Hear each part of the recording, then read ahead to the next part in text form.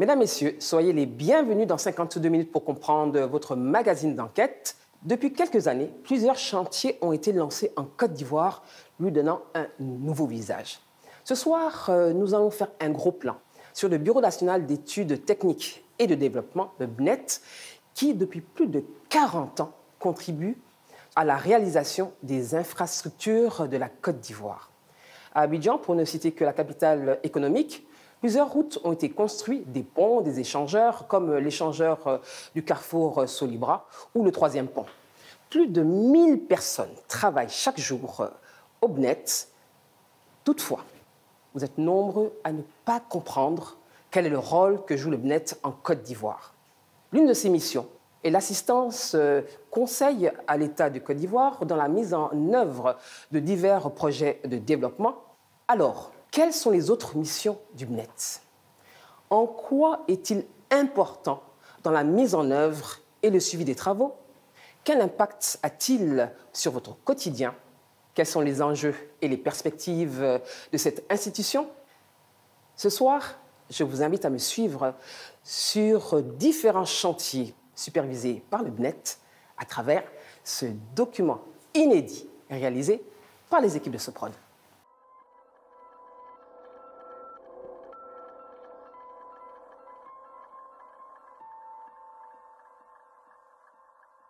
Depuis une dizaine d'années, les grands chantiers se multiplient sur tout le territoire ivoirien. Pour les mener à bien, l'État fait confiance à une entreprise d'experts en travaux, le Bureau national d'études techniques et de développement, le BNET. Sa mission, superviser et s'assurer de la qualité des travaux. Mais malgré 40 années de présence sur les chantiers, le rôle du BNET et ses 1000 employés reste incompris de la population. Bonjour monsieur. Oui. Excusez, vous allez me garer chez moi. Chez vous, c'est où? C'est dans 20 mètres ici. 80 mètres d'où? Chez vous, 20 mètres ici. 20 mètres, oui. C'est où? Ici. Lorsque vous allez rentrer, excusez-moi, vous savez, ça fait plus de 10 mois que nous travaillons ici. Avant, là, la route n'était pas aussi jolie comme ça pour que vous ayez accès chez vous. Bref. On ne peut pas travailler, vous causer des désagréments. Aujourd'hui, là, on a dit de 10h à midi. Pardon, laisse-moi, je vais me garer, pardon. Vous allez où? Je vais chez moi, ici, là, oui. Juste là où il y a le panneau stop. Là où il y a le panneau stop. Vous aviez été prévenu de ce qui se passe? Non. Non? Non. C'est la première fois que vous êtes bloqué sur ce passage? Non. Non? Manque d'informations, incompréhension, incivilité. Entre le BNET, la population et les entreprises de construction, les rapports sont tendus. Patrice Agouawé est ingénieur-chef de mission pour le BNET. Ce jour, boulevard de Marseille, dans le sud d'Abidjan, l'ambiance est électrique. Mais c'est pas normal, c'est ce que je suis en train de dire. Écoutez, mais on n'accepte pas, on s'en fout. Lui de qui? On s'en fout de qui? Moi je vous dis, nous on a été mandatés aussi. Il faut que les gens nous respectent. C'est pas de 10h, 14h là qui va créer problème à qui? Ça fait plus de 10 mois que nous travaillons ici, mais nous permettons aux gens d'accéder aux résidences. Si on dit de 10h à 14h c'est fermé, que les gens acceptent. Où est le problème? 300 mètres de route bloquée de 10h à 14h. Dans un secteur où la circulation est très dense. Plus de 9000 voitures passeraient chaque jour sur ce tronçon. Difficile dans ces conditions de faire appliquer les règles. Conséquence, les travaux ont déjà pris 1 heure de retard. L'objectif principal de la mission de ce matin, c'est d'aller faire un essai pour se rassurer que le matériau que nous allons mettre sur la route, c'est-à-dire la couche finale que nous allons mettre sur la route et qui va servir de couche de roulement finale, il faut que nous allions faire un essai sur une petite planche pour s'assurer qu'elle respecte les normes exigées par le contrat. Et à partir de cela, nous allons maintenant l'exécuter sur l'ensemble de la route que nous sommes en train de construire. Tester les matériaux utilisés sur les chantiers, voici l'une des missions du BNET. Créé en 1978 par l'État de Côte d'Ivoire, le BNET a 3 missions principales. Assister et conseiller l'État ivoirien dans la programmation et la mise en œuvre de sa politique de développement des infrastructures, apporter un appui technique aux maîtres d'ouvrage pour la planification de projets d'infrastructures, assurer la maîtrise d'œuvre et de contrôle des travaux, de la conception à la mise en œuvre effective des projets.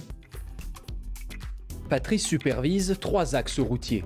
Sur l'un d'eux, il découvre un réseau de câbles électriques anarchiques qui n'apparaissaient pas dans les plans. Il faut les informer, ils vont venir voir. Ils n'ont pas venir assister à ça. Parce que s'ils n'assistent pas à ça, après, ils vont venir dire qu'on a gâté leur regard, on a cassé leur truc. Pourtant, c'était là et puis on est en train de rehausser. Voilà, vous avez vu, tout est nickel. On fait le ferraillage, il reste à coffrer et puis couler. Voilà. Donc ça, c'est des réseaux que nous avons découverts pendant les travaux de terrassement. Tout ça, ce n'était pas répertorié sur les plans d'exécution. Et donc, quand dans l'exécution des travaux, nous découvrons de tels réseaux, le temps de retrouver le concessionnaire en question pour venir faire des travaux, c'est du délai que nous perdons. Et toutes ces petites activités-là nous causent énormément de retard. Patrice contrôle les travaux de tout un quartier. Ce chantier s'étend sur 10,2 km. Il est divisé en 3 axes routiers. La rue Pierre et Marie Curie sur 1,2 km, la rue Thomas Edison sur plus d'1 km et le boulevard de Marseille sur 7,8 km. Mais sur ce site, les mauvaises surprises s'accumulent. Des installations électriques et de téléphonie non déclarées, invisibles sur les plans du Bénet, retardent considérablement ces chantiers. Ce technicien d'une entreprise de télécommunications interpelle Patrice. Le câble internet de l'un de ses clients a été sectionné. La fibre a été cassée où? Notre fibre optique qui a été cassée lors des sectionnés, lors des travaux. Et donc on a été un peu alertés. Ça, on a fait ça, ça fait combien de mois? Ouais. Encore 2 mois. Mais depuis plus d'1 mois, vous êtes... Oui. Non, le truc marchait. Oui. Arrête de dire depuis plus d'1 mois. Le truc, quand la fibre marche, la connexion est constante. Oui. Donc depuis le semaine passé, Oui. la m'a alerté pour me dire qu'il y a une coupure, il n'arrive plus à avoir le réseau à Cap Sud. D'accord, je viens d'être informé. Moi, c'est pour ça que je pose les questions. Ça a été fait quand? Quand est-ce que vous avez constaté? Et pourquoi est-ce que depuis le temps vous n'avez pas dit? Moi, je vais analyser, je vais regarder et puis je vais vous faire un retour. Ces multiples obstacles ont déjà engendré 11 mois de retard et des pertes à hauteur de 9 milliards de francs CFA. Pas un chantier qui n'ait son lot de problèmes. Le Bénet est maître d'œuvre, c'est-à-dire qu'il supervise les travaux effectués par d'autres entreprises. Désormais, c'est une fosse septique appartenant à une boîte de nuit qui menace de boucher les nouveaux caniveaux. Il faut enlever ça. L'entreprise ne peut pas travailler ici. Ils vont faire comment pour faire les terrassements? Ils veulent poser les pavés. Ici, c'est le domaine public. Donc on va les contacter. Voilà, on va les contacter pour voir comment est-ce qu'on peut trouver une formule pour pouvoir trouver un endroit où on peut réimplanter ça là-bas. Quand vous découvrez un obstacle comme là, la fosse septique, quel est votre rôle auprès de l'entreprise? Est-ce que c'est l'entreprise qui doit gérer le problème? Lorsque nous rencontrons un obstacle dans l'exécution des travaux, l'entreprise nous fait une proposition de résolution de ce problème. Et nous avons pour mission d'analyser la pertinence de cette solution technique proposée. Conséquence, les travaux sont stoppés. L'établissement responsable de cette problématique est fermé. Il faudra revenir dans la soirée.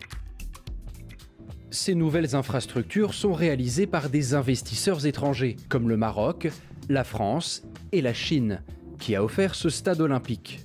Un édifice qui pourrait permettre à la Côte d'Ivoire de recevoir la CAN en 2023. Voici Afficiata Diomandé, ingénieure-chef de mission au Bénet. C'est elle qui supervise le chantier d'Ebimpe, au nord d'Abidjan. Pendant son inspection matinale, elle constate un problème sur la pelouse. C'est bas? D'accord. Sinon, l'autre côté avait bien marché.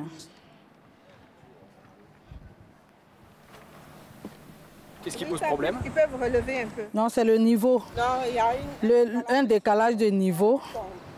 Voilà. Qui peut gêner. Sous ce carré de gazon synthétique se trouve un cube de béton servant à évacuer les eaux de pluie. Dans le métier, on appelle cela un regard. On peut relever un peu le niveau entre le regard et la pelouse. Cette anomalie doit être réglée par l'entreprise chinoise de construction. Afficiata appelle le chef de chantier pour venir constater le problème en présence de Juliette Abbé, chef du département infrastructure de l'ONS, l'Office national des sports. C'est cet organe qui va exploiter le stade. Mais entre Chinois et Ivoiriens, la barrière de la langue complique les discussions. Une interprète est donc toujours présente. Florence, on a visité un peu les regards. Celui-là, c'est le premier regard qu'on a, le premier échantillon. Là, ça marche, mais les autres, là, sont plus bas. Plus bas.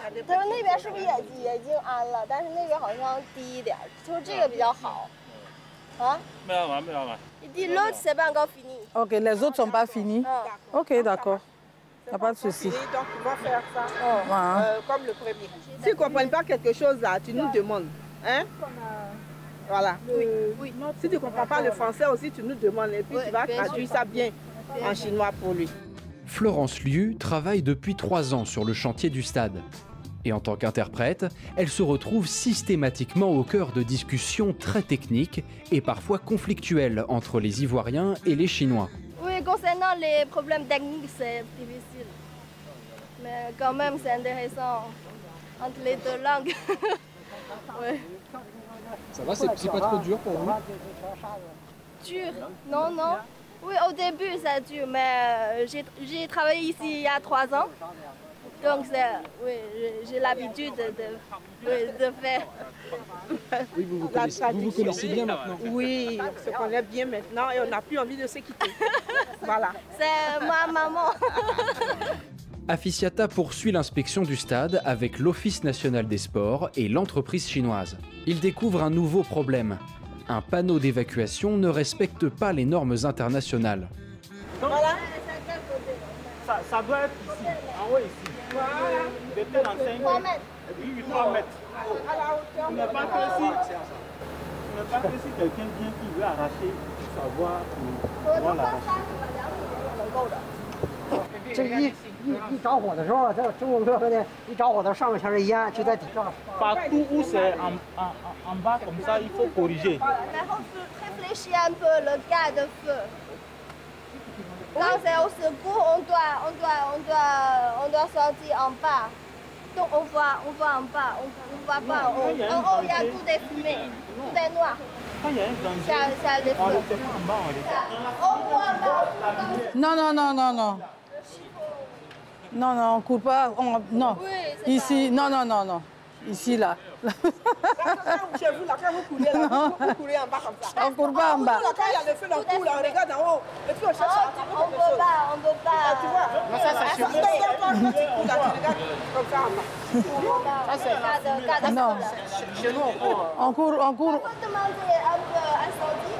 Oui. Les experts. Mais ça dit Non. qu'ils ont déjà dit ça. C'est eux-mêmes qui ont dit qu'on met en haut. C'est bizarre, parce qu'en Chine, tout est en bas. La majorité des problèmes rencontrés sur ce chantier sont liés aux différences de normes entre les deux pays. Toute entreprise réalisant des travaux en Côte d'Ivoire doit se plier aux règles locales. Et le Bénet veille au grain. Et ils veulent faire ce qu'ils font là-bas chez eux. Voilà. Ils veulent nous imposer ça en fait. En plus, il y a l'air d'avoir des petits problèmes de traduction. Oui, c'est ça. Donc, ils ne comprennent pas sûrement ce qu'on leur demande. Et en fait, ils n'étaient pas au courant des normes ivoiriennes. Non, ils ne voulaient même pas le faire. Mais il fallait qu'ils nous demandent depuis longtemps. Quand on leur a dit de faire monter, de changer, ils ne nous ont pas demandé les normes. Sinon, quand ils nous demandent, on leur donne. Ouais, d'abord, il y a diligence entre les normes chinoises et les normes françaises. Et deuxième, c'est la langue. C'est un peu difficile pour nous, pour la communication. Selon la norme de sécurité, le panneau doit être fixé au-dessus de la porte. Et pour qu'il soit remis à la bonne hauteur, Afficiata doit faire parvenir la norme jusqu'au siège de l'entreprise chinoise, à Pékin. Mais pendant les discussions, elle reçoit un message. Un vol vient d'être commis. Le topographe vient de se faire voler. Oui, oui, ils ont volé son appareil pendant qu'il était en train de travailler. Côté sud. Donc il faut qu'on informe les gendarmes. Oui, oui, il dit environ 20 millions. C'est vous qui vous en occupez? Ben, on nous informe en tant que responsable du projet. Nous, on a le devoir de coordonner ces activités, de régler les contentieux. Voilà, donc on va voir les Chinois, après on va poursuivre ça. Afficiata doit interrompre l'inspection du chantier. Il faut trouver une solution à cette situation. Quelques minutes plus tard, l'ouvrier volé se présente au bureau de l'ingénieur. Vers 13h40, pendant que tout le monde travaillait, 2 jeunes Ivoiriens sont entrés dans l'enceinte du chantier. Et avec un couteau, ils sont venus nous racketter l'instrument qu'on utilisait. C'est le seul que nous avons sur le site. On ne peut plus travailler. L'ouvrier travaillait sur ce parking avec un appareil de mesure. Les voleurs, 2 anciens ouvriers, sont passés par-dessus cette barrière. Apprenant qu'ils sont recherchés, ils se débarrassent de l'outil et indiquent aux gendarmes où le trouver, 1 semaine plus tard. Pour Afisiata et Mariam Kone-Yoda, directrice générale de l'ONS, c'est un nouveau défi, sécuritaire cette fois-ci. Avec tous les équipements qui sont placés là-bas, il y a des ouvriers qui ont travaillé, qui connaissent ce bâtiment-là comme leur poche. Ce sont eux qui seront les indices des malfrats. C'est ça. On place des gendarmes là-bas, à tous les coins. C'est tranquille. Ces guérites de gendarmes, qui serait en charge de les installer? C'est le maître d'ouvrage, l'ONS. Parce que l'ONS est en charge de toutes les infrastructures civiles de l'État. Donc on va demander le budget, quoi. Il faut renforcer cette clôture-là. On pense que c'est pas suffisant. Afisiata reprend l'inspection du chantier. Les derniers détails doivent être réglés avant la livraison prévue pour 2020. Au total, 3 ans de travaux pour donner naissance à ce stade de 60 000 places, le plus grand d'Afrique de l'Ouest. Qu'est-ce que ça vous fait personnellement quand vous voyez ce stade-là devant vous, presque fini? C'est une grande fierté, un très grand plaisir de voir avec un dur travail. Et pour moi, en tant que femme, c'est comme un bébé que j'ai mis au monde, que j'ai vu grandir et qui est prêt à rentrer dans la vie active, qui est la réception des matchs. Voilà le sentiment que j'ai profondément. Livrer un tel chantier est un véritable chemin de croix, qui commence toujours ici, dans la commune de Cocody, à Abidjan. Nous sommes au siège du Bénet. Edwige Adingra, ingénieure en bâtiments et travaux publics, rejoint son équipe d'experts. Ce matin, elle leur présente un nouveau projet d'extension d'une route, du boulevard de Marseille jusqu'au boulevard Valéry Giscard d'Estaing. Le délai pour l'étude, c'est de 3 mois. Déjà, pour le moment, on a essayé de faire un plan pour délimiter la zone du projet. Donc, on vous enverra déjà ce plan et on envisage faire une visite de reconnaissance aussi pour mieux apprécier les contraintes. Donc, déjà, quelles sont vos disponibilités? Si c'est possible qu'on fasse cette visite-là dans la semaine, vu que le délai du projet est court, il faut qu'on avance rapidement. La première chose importante, c'est d'abord l'étude de trafic de Bouromanie. Donc, on a besoin, en toute urgence, des retours de nos équipes de trafic, nos experts sociologues et environnementalistes sur les impacts potentiels qu'on va avoir. Autour de cette table, que des experts en infrastructure, environnement, énergie et bâtiments. Des ingénieurs qui doivent tenir compte des populations vivant aux alentours des chantiers afin de ne pas bouleverser leur quotidien. Pour le moment, on envisage déjà 2 options. Donc déjà au niveau, ici c'est le rond-point du carrefour Pergola. Donc on envisage 2 options. Soit aménager le rond-point et puis renforcer la route existante, ou une option où on passera sur la lagune pour rejoindre le carrefour ancien Koumassi, le carrefour de Lozère. Donc déjà, on a déjà échangé sur ces 2 orientations. On va regarder encore si on peut proposer d'autres options ou si ces options sont viables déjà. Donc vous allez recevoir déjà les esquisses de tracés que vous puissiez regarder aussi. Vous avez des questions? Oui, est-ce que les questions de connexion au boulevard jusqu'à D'Estaing sont indiquées aussi dans les thèmes de référence en termes d'évaluation du fonctionnement du carrefour? Parce qu'on a quand même quelques congestions sur le boulevard Mitterrand et, excusez-moi, le boulevard jusqu'à D'Estaing déjà.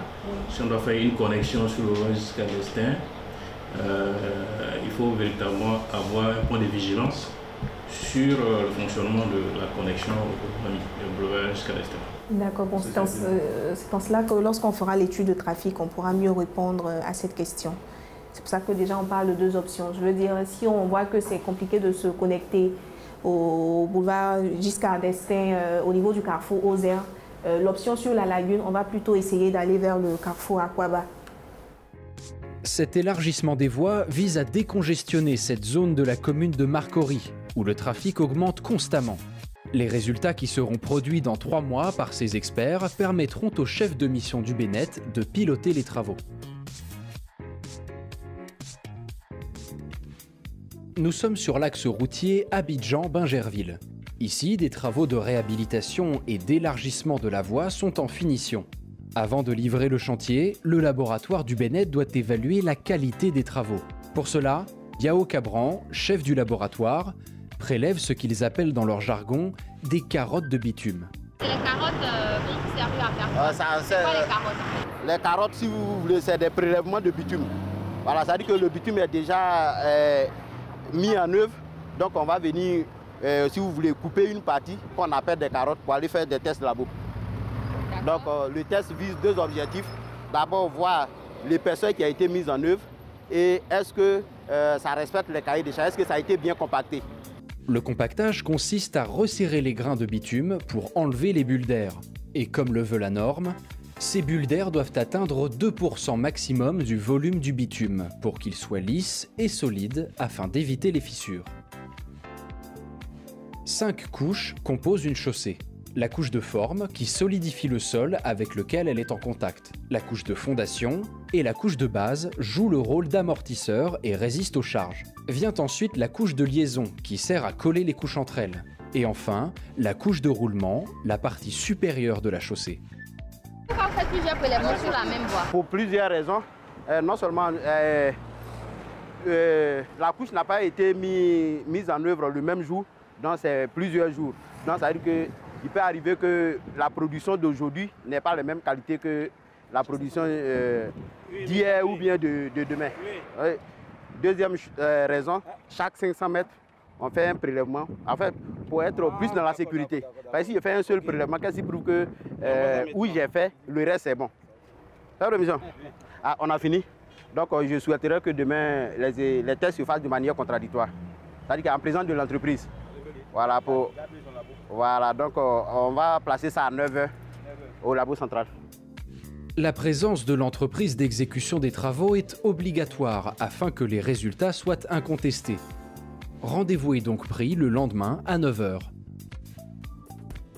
Retour sur le boulevard de Marseille. Nous retrouvons Patrice, chef de mission au Bénet. Il attend un chargement un peu particulier. Dans ce camion, un matériau venu d'Allemagne, utilisé pour la première fois en Côte d'Ivoire. Faites attention, c'est la géogrille. C'est un matériau d'anti-fissure que nous mettons entre 2 couches bitumineuses pour éviter le faïençage du revêtement. C'est-à-dire les fissures? Les fissures dans le revêtement.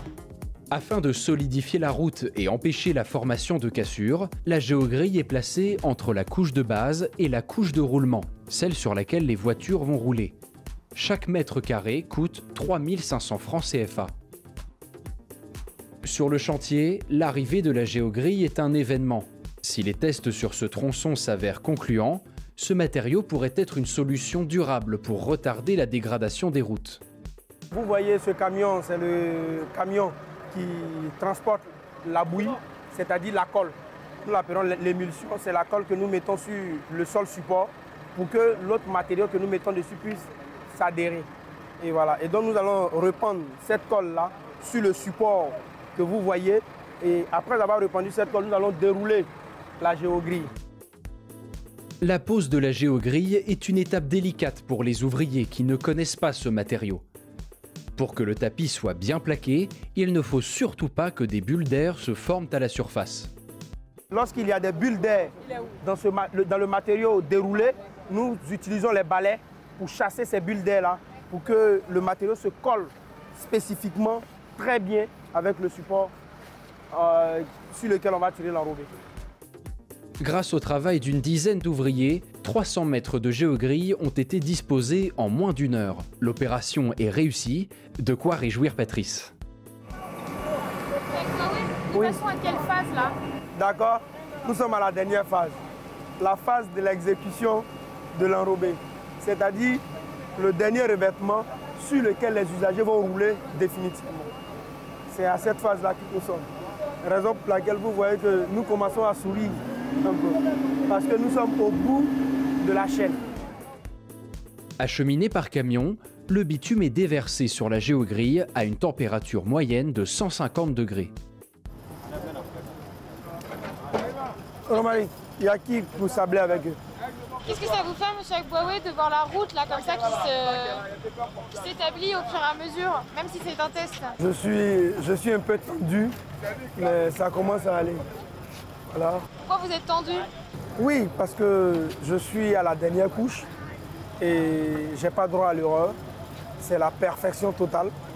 Parce que dès qu'on a un petit souci ici, même si tu corriges, ça laisse une petite imperfection derrière. Et donc, je veux finir avec les détails près. Une finition impeccable. Voilà, c'est pour ça que je suis juste tendu. La géogrille est une technologie de pointe qui représente une avancée majeure dans la construction des routes.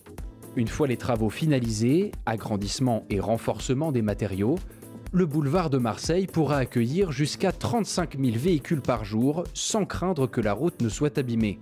Soit 4 fois plus d'automobilistes qu'aujourd'hui, de quoi désengorger le quartier.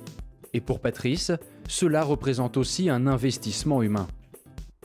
Monsieur Agbouaoué, comment est-ce que vous gérez votre vie de famille avec ce métier qui est très prenant au quotidien? C'est vrai, notre métier il est très prenant et il est difficile de pouvoir être présent à 100% à la maison. C'est quoi le plus compliqué pour votre famille, justement? Le plus compliqué pour ma famille, c'est de ne pas me voir au quotidien. J'ai 5 enfants, 3 garçons et 2 filles. Souvent, je viens au chantier avec eux. Les week-ends où ils ne vont pas à l'école, je viens au chantier avec eux. Je viens leur expliquer, voilà ce que papa fait. C'est pour cela que papa n'est pas là. Donc, j'essaye de leur faire comprendre que le plus important, c'est de travailler pour le bénéfice de nos prochains.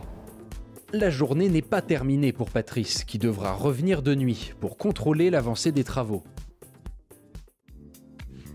Yopougon GESCO, laboratoire central géotechnique du Bénet. Nous retrouvons Yao Cabran, le chef du laboratoire qui a fait des prélèvements sur la route de Bingerville. Il est en compagnie d'un représentant de l'entreprise d'exécution des travaux. Monsieur Cabran, on vous retrouve aujourd'hui avec les prélèvements. On va passer aux analyses, c'est cela? Oui, c'est ça, effectivement. Comme je l'ai dit hier, qu'aujourd'hui, les essais allaient se faire de manière contradictoire. C'est-à-dire que simplement, on va faire les essais ensemble et les résultats issus de ces tests-là seront un consensus. Voilà, ça veut dire, nous tous, nous sommes d'accord, nous allons signer le PV ensemble. Donc lui, c'est M. Amemou. Donc c'est avec lui que nous allons suivre les différents tests. La première vérification que nous devons effectuer, c'est d'abord l'épaisseur. L'épaisseur. Pour voir si c'est bon. Si non, est-ce que c'est ce qui a été demandé dans le marché qui a été mis en œuvre? D'accord, donc les normes. Les normes. Voilà. Okay. Et le deuxième test que nous allons faire, la deuxième mesure, c'est de déterminer la masse volumique des différentes éprouvettes. On va faire les essais ensemble et les résultats issus de ces tests-là seront un consensus. Voilà, ça veut dire, nous tous, nous sommes d'accord, nous allons signer le PV ensemble. Selon le cahier des charges du Bénet, la hauteur du goudron doit être de 6 cm et le compactage supérieur ou égal à 98%. C'est-à-dire que dans le goudron, il doit y avoir 98% de bitume et 2% d'air. Ici, nous sommes dans quelle salle? Ici, nous sommes dans ce que nous appelons communément notre salle de noir. En fait, tout ce qui est noir, on appelle noir tout ce qui est enrobé. Ce que les gens appellent communément le goudron. C'est ici qu'on fait les tests sur le goudron. Les carottes de goudron seront analysées sous toutes les coupes, en commençant par mesurer la hauteur. Moyenne 15,08. 15,08. Ok. recoller le... Qu'est-ce que représentent les mesures que vous êtes en train de prendre? Nous sommes en train de en fait, prendre la hauteur de la carotte. Donc, comme c'est... Vous voyez que souvent la surface de contact n'est pas forcément lisse. Voilà, donc on prend 6 mesures et on fait la moyenne. Donc c'est la moyenne qu'on retient qui représente... La moyenne doit correspondre à des normes également? Non. Ici, ce qu'on contrôle ici, en fait, si vous voulez, c'est pour vérifier les exigences du marché. Le marché a demandé 6 cm. Est-ce qu'il y a eu vraiment 6 cm qui ont été mis en œuvre? Veiller au respect des normes, c'est le rôle du Bennett dans ce laboratoire. La hauteur enregistrée, place à la pesée, qui se fera aussi dans l'eau afin de tester la résistance du matériau en cas d'intempérie. On va faire une deuxième série de pesées, mais cette fois-ci, l'autre pesée qu'on a fait, vous avez vu que c'est par-dessus de la balance. Ça, c'est pesé à l'air libre. Maintenant, nous allons faire une deuxième pesée qui sera une pesée hydrostatique. Ça veut dire qu'on va peser la même éprouvette accrochée sous la balance et dans l'eau. Analyse terminée, direction la salle de calcul pour comparer les résultats. Tous les calculs sont finis. Est-ce que les résultats répondent aux normes que devait respecter justement la structure de construction? Oui, je crois bien que la plus petite valeur que nous avons, c'est 80... on a une valeur 96 ici. Mais comme je vous l'ai dit, je ne maîtrise pas le cahier des charges du chef de mission. Donc, arrivé là-bas, en fonction de tous les résultats obtenus, vous avez vu que nous, on signe seulement pour dire voici les résultats. Mais nous, on ne se prononce pas. La norme de 98% de compactage est obligatoire pour la chaussée. Tandis que pour la bordure, appelée accotement, elle peut atteindre 95%. Le représentant de la structure est satisfait au vu des résultats. Est-ce que vous êtes satisfait des résultats qui sont là? Les résultats me concernant, bon, il n'y a pas de problème. Hein. Voilà. Le marché demande une densité, une suture supérieure ou égale à 98. Mais là, de façon générale, je pense qu'on oui, on respecte, comme on appelle, les 98 hein, de façon générale. Aucune objection aux résultats, chacune des parties peut les transmettre à sa hiérarchie. Les travaux pourront se poursuivre jusqu'au prochain test. 22h, boulevard de Marseille. Nous retrouvons Patrice qui démarre son inspection des travaux de nuit. Direction la rue Pierre et Marie Curie, au carrefour de Cap-Sud. Ce soir, l'une des dernières couches de béton doit être posée. Mais à son arrivée, Patrice constate que l'une des voies a été abîmée par un véhicule de travaux. Impossible de couler le béton. Vous avez enlevé tout ça. Oui, ça. Vous ne pouvez pas exécuter la couche de fondation, de base sur ça là. C'est pas possible. Tu vois, vous avez foisonné tout le matériau. Oui, on doit couper le matériau, mais c'est pas comme ça. Tu vois, ici, regarde ici. Ici. Tu vois que cette couche-là, j'arrive à l'enlever facilement. Et sur cette couche, on ne peut pas mettre de l'enrobé. Pourtant, ici, ça, vous voyez ça? Ça, c'est déjà dur. Sur ça, on peut mettre la couche. Nous avons déjà fait les essais et nous avons suivi l'exécution de cette couche. Pourquoi, lorsque vous venez couper, vous ne faites pas attention et puis vous dégradez tout? C'est devant le Cap Sud, là, ils ont fait une rampe. C'est la rampe là qu'on a enlevée. Oui. Si on n'a pas décaissé encore. Mais ce que tu vas... Non, mais en enlevant la rampe là, vous n'avez pas fait attention pour trouver le dû. Le dû est là. Vous avez foisonné tout. Donc demain, quand vous n'allez pas tirer là, vous allez remettre encore rampe. Il faut que vous remettez la rampe pour que les gens puissent entrer à Cap Sud. Conséquence de cette faute d'inattention, la voie ne pourra pas recevoir de béton cette nuit. Un seul tronçon pourra être réhabilité. Mais là encore, Patrice n'est pas au bout de ses surprises. De quoi? Le... Quel balayeur? Le balayeur. Le balayeur ne fonctionne pas. Il y a une petite patte dessus, là, il y a des calcations dessus. Ah, le balai que je vois là. D'accord. Là, du coup, on prend un retard dans le démarrage de notre activité parce qu'il y a la balayeuse qui doit balayer énergétiquement la couche de fondation est en panne. Donc les mécaniciens sont à pied d'œuvre pour solutionner cette panne. Donc tant que nous ne balayons pas la plateforme, la fondation qui est là, nous ne pouvons pas démarrer la couche de base que nous devons mettre. Le chantier est à l'arrêt et faute d'engins fonctionnels, les ouvriers balaient la chaussée à la main. Sans cela, impossible de poser le bitume. De leur côté, Patrice et un collègue en profitent pour s'éclipser. Ils se rendent sur le chantier stoppé dans la matinée à cause d'une fosse septique non répertoriée. Reste à rencontrer les propriétaires de l'établissement en cause. Tu vois déjà? Non, je ne sais pas où on va placer ça. Ouais. Comment? Je sais qu'on va placer ça quelque part là-bas, c'est bon ou bien? Il faut que ça quitte carrément ici. Ah, donc tu mets ça à l'intérieur. Ça c'est le trottoir, il faut que ça quitte carrément. Parce que nous, vous avez vu les machines qu'on envoyait à nous. On a commencé à faire des travaux de terrassement. Donc quand on va même pour aller en bas, on va enlever. Alertée par l'arrivée du Bennett, la gérante de l'établissement vient à leur rencontre pour avoir des explications. Désarmée, elle met Patrice en relation par téléphone avec la propriétaire. Après quelques minutes d'échange, un compromis a été trouvé. Elle m'a dit que est-ce qu'on doit enlever ça absolument cette nuit? Je lui ai dit non. On vous accorde la journée de demain jusqu'au samedi matin pour qu'on puisse le déplacer. Vous étiez au courant qu'il y avait un problème avec la fosse septique? Non, moi je ne suis pas au courant. On n'a pas reçu de convocation. Si on avait reçu de convocation, de la manière qu'elle a commencé à aménager le bar, elle aurait dû annuler ça. Ouais, voilà. C'est tout à l'heure que ouais, nous on a su que ouais, il y a un problème. C'est pourquoi directement, automatiquement, nous l'avons empilé. Alors que sur cette parcelle devait être créé un trottoir et réaliser des travaux d'assainissement, il a fallu attendre 10 jours pour que la propriétaire de l'établissement veuille bien déplacer sa fosse septique. Durant tout ce temps, et par manque de considération pour le travail du Bennett, aucun travaux n'ont pu être exécutés sur cette parcelle. De retour sur l'autre chantier, Patrice et son collègue ont une bonne surprise. La balayeuse a été réparée.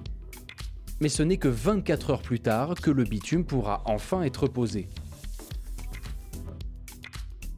24 heures plus tard, il revient sur le chantier. Entouré de ses équipes, il supervise la pose du bitume. Désormais, cette voie est prête à recevoir la couche finale. Les travaux touchent à leur fin. Le métier du génie civil est un métier à la fois créatif, pragmatique et humaniste. Car le travail de l'ingénieur génie civil profite à l'ensemble de la population. Et lorsque le client, la population seront satisfaits de la qualité des travaux, nous pourrons dire mission accomplie pour le Bennett. Livrer un chantier est un véritable parcours du combattant. Matériel défectueux, erreurs de travaux, incivilité des populations, autant d'imprévus qui compliquent la tâche des agents du Bennett. Avec près de 200 projets par an, le Bennett est présent de la conception d'un projet à la réalisation des travaux. Sur les chantiers, le Bennett est un organe incontournable pour faire respecter les normes internationales.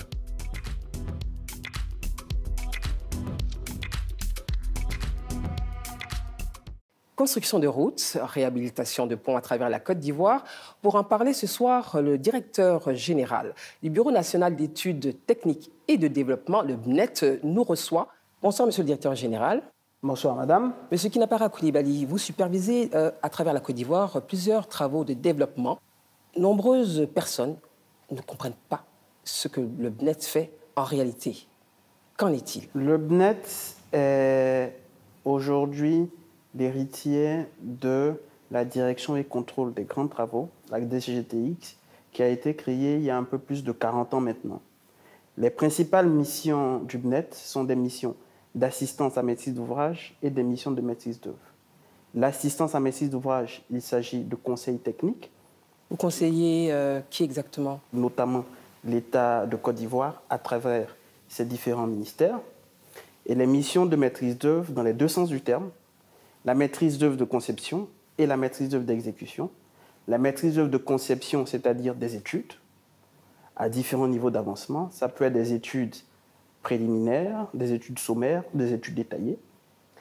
et la maîtrise d'œuvre d'exécution, c'est-à-dire le suivi et contrôle des travaux pour le compte d'un maître d'ouvrage. Pour être plus précis, c'est de s'assurer qu'une entreprise respecte le cahier des charges qui lui a été donné pour respecter la qualité, les délais et les coûts d'un projet. Comment vous suivez ces travaux et comment vous êtes sûr que ces travaux sont faits dans le respect des normes édictées? En ce qui concerne la maîtrise d'œuvre d'exécution, nous mettons en général sur les différents projets ce qu'on appelle une mission de contrôle. Ce sont des agents du BNET qui sont sur le terrain et qui suivent les travaux qui sont réalisés par les différentes entreprises. Concrètement, c'est quoi? C'est une fois que les études ont été faites et que l'entreprise a été sélectionnée, il y a un cahier des charges. Donc, au fur et à mesure de l'avancement des travaux réalisés par l'entreprise, il y a une équipe de contrôle, une mission de contrôle du BNET qui s'assure que le cahier des charges, les prescriptions techniques, les normes sont bien respectées par les différentes entreprises. Chiffre d'affaires pour l'année 2019, 30 milliards de francs CFA. Combien de routes avez-vous construites ou réhabilitées durant cette année 2019?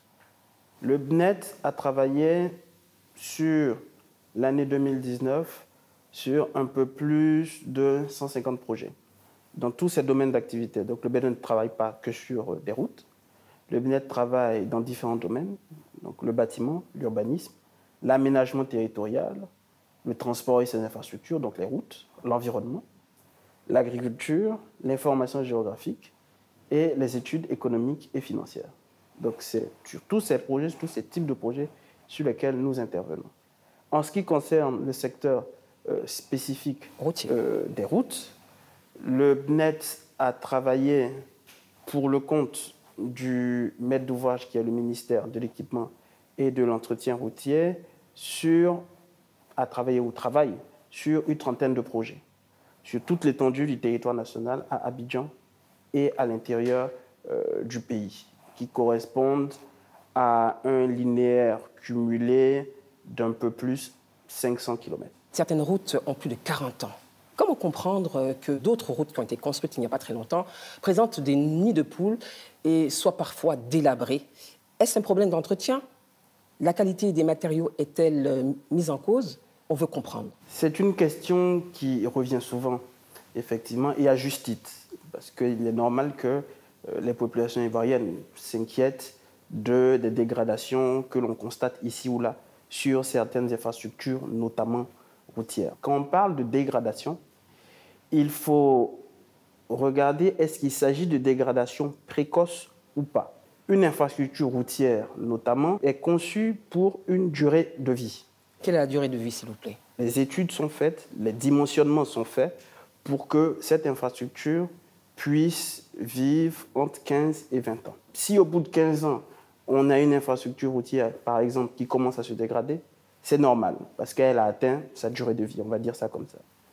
Dans les cas où il s'agit donc de dégradation précoce, les causes peuvent être multiples. Lesquelles? Est-ce qu'il s'agit des problèmes qu'il y a eu lors de la conception, lors des études? Est-ce que les études ont été faites correctement?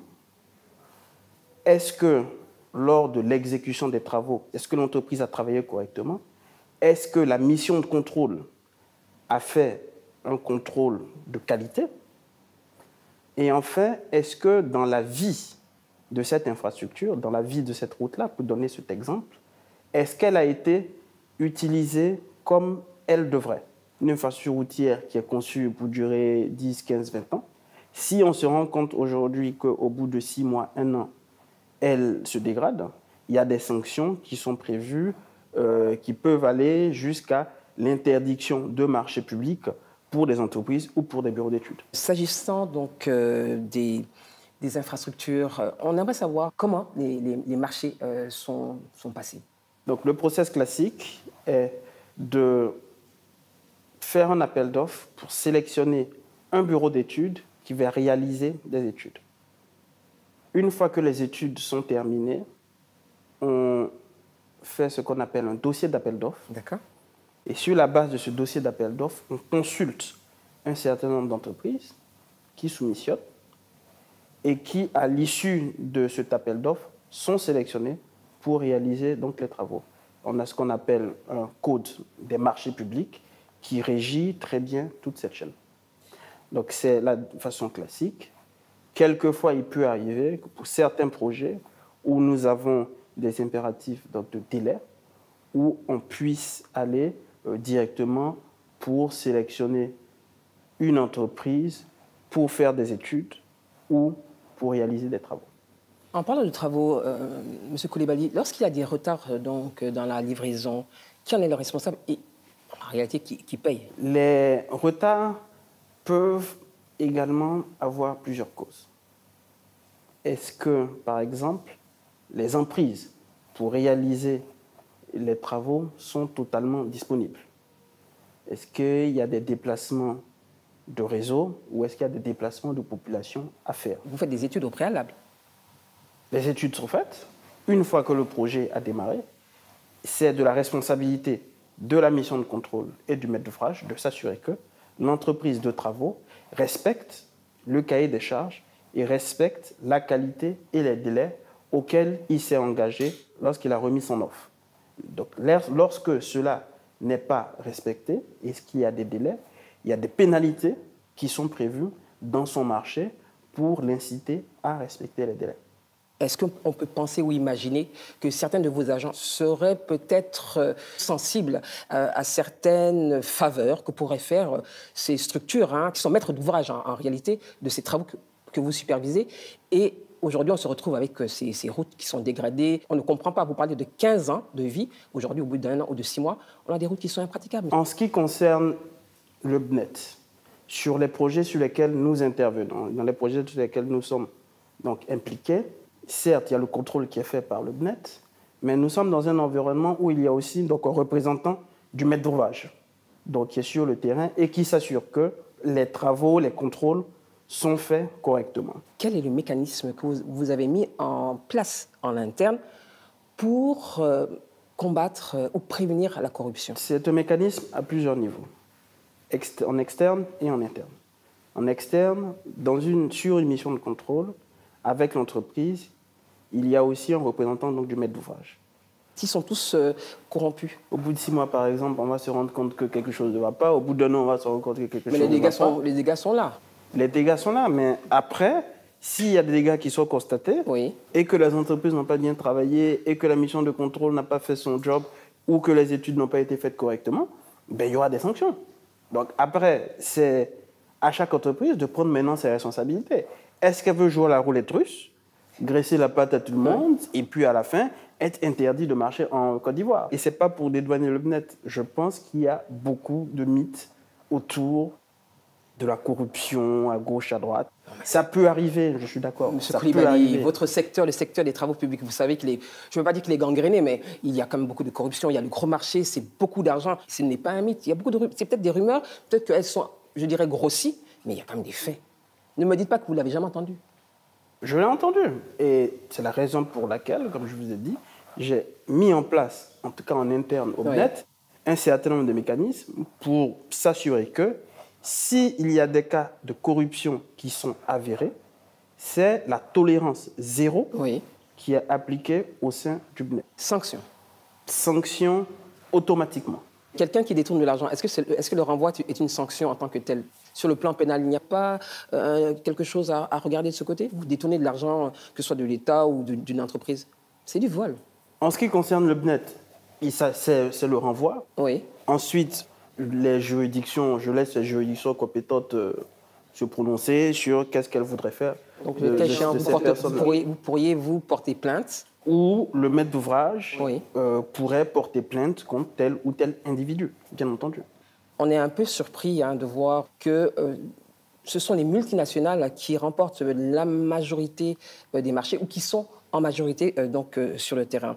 N'y a-t-il pas d'entreprises locales qui gagneraient également à être à vos côtés ou sur ces marchés? Vraiment, c'est un constat qui interpelle.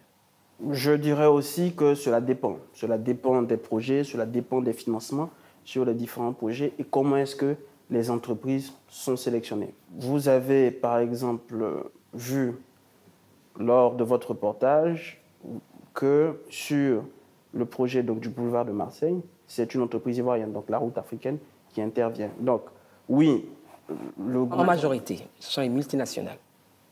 Donc, oui, le gouvernement est bien conscient de cette problématique et travaille pour pouvoir développer des champions nationaux, comme on dit, pour qu'il y ait de plus en plus d'entreprises ivoiriennes qui participent donc à ces grands projets de développement. Mais c'est un processus et je pense que nous y arrivons.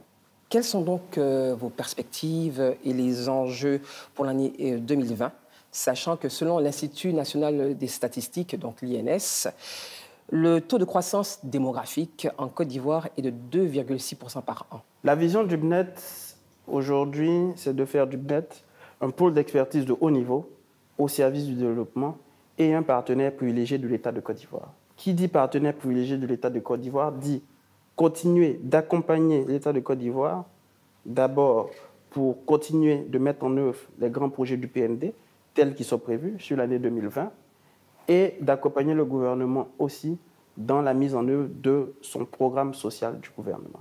Pour l'année 2020, le BNET aujourd'hui assure la maîtrise d'œuvre pour le prolongement de l'autoroute de Yamoussoukro à Bouaké. Il s'agit d'à peu près 120 km d'autoroute qui sont en train d'être construites.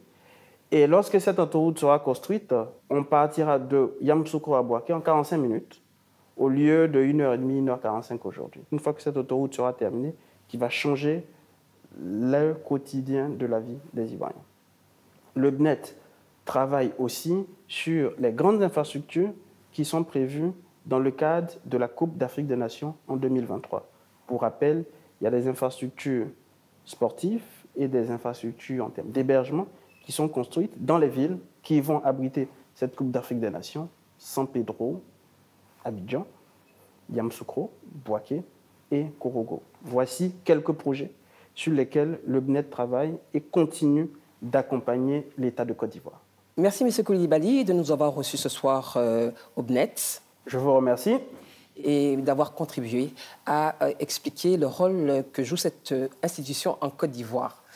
Nous sommes, mesdames, messieurs, donc au terme de cette émission et nous espérons avoir contribué à faire comprendre ou mieux comprendre le rôle que joue le BNET en Côte d'Ivoire. Cette institution va continuer à assurer ses missions auprès de l'État de Côte d'Ivoire dans le respect des normes établies. D'autres chantiers vont être lancés pour renforcer les infrastructures actuelles et nous l'espérons en adéquation avec une démographie en constante évolution. Restez sur RTI 1 pour la suite de ces programmes et nous nous retrouvons dans 15 jours pour un nouveau numéro de 52 minutes pour comprendre, un numéro exclusif réalisé par les équipes de Soprod. Bonne soirée à tous.